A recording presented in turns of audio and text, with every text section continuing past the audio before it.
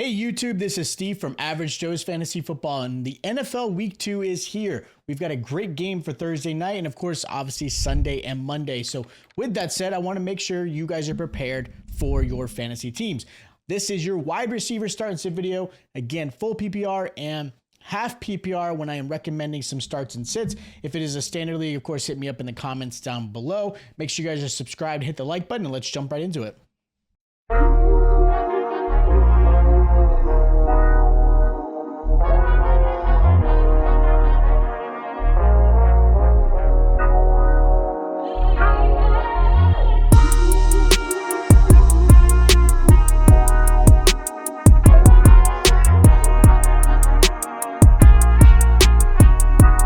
So week 2 is here.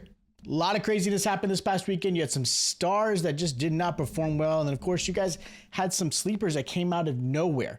So that's the way it works. Week 1 is always a weird way to go into the NFL season. You're not sure how new defenses are going to play. Obviously how training camps went. A lot of starters don't tend to play preseason. So sometimes it can be a little rocky. With that said, these are your obvious starts for this week at the wide receiver position. Again, not the longest list. Some of these guys are just always going to be in your starting lineup. You drafted them and they've got great matchups, or they are just absolute dogs when it comes to the wide receiver position. But again, these are guys you should be starting every single week. Now, the first wide receiver I want to recommend as a good start this week is going to be Brandon Ayuk versus the Vikings. Look, Ayuk was on a limited snap count in week 1, and that was very clear. They made it a big deal. He did not have any training camp or preseason with the team, get that rapport back with Purdy. And that was going to be plain and simple. I mean, the fact that people started him was still kind of surprising to me, but he's got a good matchup this week against the Minnesota Vikings. Another thing you guys have to play a factor in is the fact that Deebo Samuel is going to do a lot more rushing because he's going to help with Jordan Mason and obviously that backfield. Because Christian McCaffrey, I know they say he's a long shot to play, will probably miss this game as well with his Achilles tendonitis and calf issue. So Jordan Mason gets to start again. Deebo Samuel will probably get, 5 to 10 rush attempts, which means a lot's going to be put onto Brandon Ayuk as far as a pass catcher.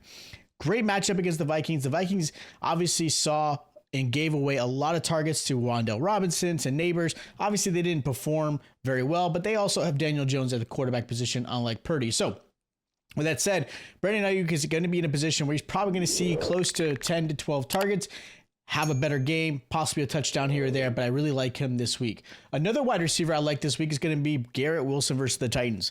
Wilson did see 11 targets last week, but he did not score. And the Jets offense did not look great, but they were also playing against a very good 49ers defense. Now, he definitely has an easier matchup against the Titans, who should and allow Garrett Wilson to have plenty of targets his way. I don't expect Aaron Rodgers to look like Zach Wilson every week like he did on week 1. I do expect Rodgers to have, again, better games going forward, getting that rust out of him, get that rapport with Garrett Wilson. Again, like I said, when these players don't play in the preseason or the training camp, sometimes the first week or two is a little rough. Trust in Garrett Wilson getting plenty of targets like he did in week 1. Trust the fact that he should have an opportunity to score and have a lot better game against this matchup. Another wide receiver I do like this week is going to be DJ Moore versus the Texans. There's a good chance that Keenan Allen misses this game. Odunze is going to miss this game, which means everything is now put onto DJ Moore, and he should see plenty of targets. Week 1, he had 8 targets. No real success downfield. Realistically, the Bears offense did not look great. Caleb Williams didn't even break 100 yards passing. So, do I expect that same performance this week? No, I think Caleb Williams will have a better performance. DJ Moore should see anywhere from 11 to 13 targets this week against a Texans team that's going to put up opportunities and points, which means they are going to have to throw to obviously keep up with Houston. The Bears did not necessarily have to do that in the first game. I think this could be a game where, again, you get the number 1 pick against Stroud, who obviously was amazing last season. This is a really big game for Caleb Williams. This is a big game for the Chicago Bears.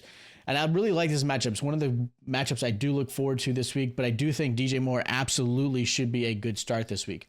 And the last wide receiver I want to mention as a good start this week is going to be Amari Cooper versus the Jaguars. Amari was held to only 3 points against a very tough Dallas defense. Look, he had Trayvon Diggs on him. He had the rookie Carson. They were able to get after Deshaun Watson. There were a lot of reasons why Amari Cooper didn't have great success. Now, he did miss an open touchdown. He did drop it. So obviously there was a possibility of having a better game than what he did in week 1. but he's got a really great matchup against the Jaguars this week. Jags allowed over 100 yards to Tyreek Hill and 100 yards to Jalen Waddle. So there's obviously an opportunity for Amari Cooper to have that similar success. He won't have Njoku to compete with as far as targets because he should be missing this game. I do like Jerry Jeudy as a nice little play if you really need to put him in your flex or deeper leagues. But again, this is a really good matchup for Amari Cooper. I think this is going to be a really fun one. And I think he can get to 9 to 10 targets. I think he has that 15 to 16 point range as far as this week. Really nice wide receiver to play. Now, as far as the sits go, the first wide receiver I'm going to mention is Courtland Sutton versus the Steelers. Look, Joey Porter Jr. did a really good job against Drake London, who I recommended as a sit. And I do have that same very similar aspect when it comes to this. Joey Porter Jr. is going to cover Courtland Sutton for the most part. Bo Nix did not look great throwing down the field. He obviously has a little bit of that Josh Allen mix in him where he's got to run the ball. And he did a pretty good job at that. Sutton did see a lot of targets his way, though. He saw about 12 targets that game. I could see him maybe around the 9 to 10 targets this week, but this is a really tough matchup for Sutton to have. Again, I'd like to see more out of Bo Nix before I really recommend Courtland Sutton, but the positive out of this is that Courtland Sutton did see a lot of targets, and if he can continue that type of target hog, in target share every single week, Sutton may end up actually being a really nice play for the rest of the season. Now, another wide receiver I'm not crazy about this week is going to be DK Metcalf versus the Patriots. Christian Gonzalez does not get enough credit at all, and he has been a fantastic cornerback. He held his own against Chase last week.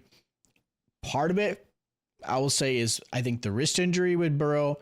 I know he's playing it. That could be, but there's a concern there. Jamar Chase did not have really the effective training camp or offseason that we would love because of the context situation.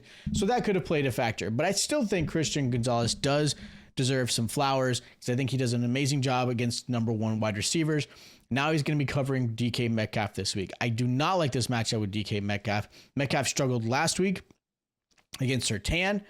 So that was a big issue. I do think Geno is going to really favor Tyler Lockett. Maybe JSN has a little bit better game, but again, I think this is more of a Lockett game than I do, whether it be DK or JSN. DK is definitely going to be somebody I'm going to sit. Another receiver I'm going to have as a recommendation again is Chris Olave.